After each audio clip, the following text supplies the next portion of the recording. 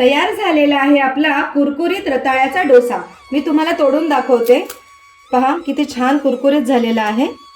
उपवासाचे तेच पदार्थ खाऊन बोर झाला असेल तर बनवा हा रताळ्याचा कुरकुरीत डोसा।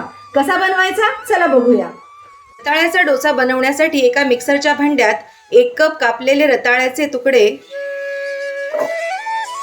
त्याचबरोबर 2 तास भिजत ठेवलेला वरीचा तांदूळ म्हणजेच भगर तो 1 कप घेतलेला आहे।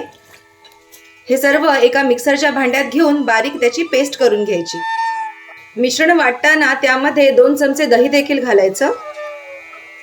हे आता वाटून घ्यायचं। अशा प्रकारे मिश्रण बारीक वाटून घ्यायचं आहे।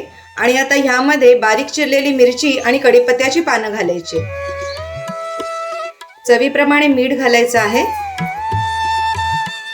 आणि आता हे मिक्स करून त्यामध्ये आणखी थोडं आपल्याला पाणी घालायचंय। आणि आपल्याला हे पीठ अशा प्रकारे थोडं पातळ करायचंय। हे पहा, अशा प्रकारे पिठाची कन्सिस्टन्सी पाहिजे। डोशाचा तवा व्यवस्थित गरम करून त्यावर थोडंसं तेल किंवा तूप घालावं।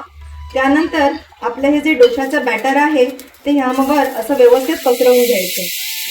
हे पहा, आणि दोन्ही बाजूनी छान खरपूस त्याला भाजून घ्यायचं। हे पहा, डोसा एका बाजूने खरपूस छान भाजून झालेला आहे।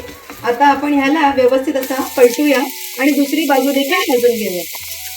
डोसा दोन्ही बाजूने मी व्यवस्थित खरपूस भाजून घेतलेला आहे। आता ह्याला काढून घेते। पहा किती जाळीदार छान डोसा आपला तयार झालेला आहे। तयार झालेला आहे आपला कुरकुरीत रताळ्याचा डोसा। मी तुम्हाला तोडून दाखवते। पहा किती छान कुरकुरीत झालेला आहे आणि असा हा चटणी सोबत खायला तयार आहे।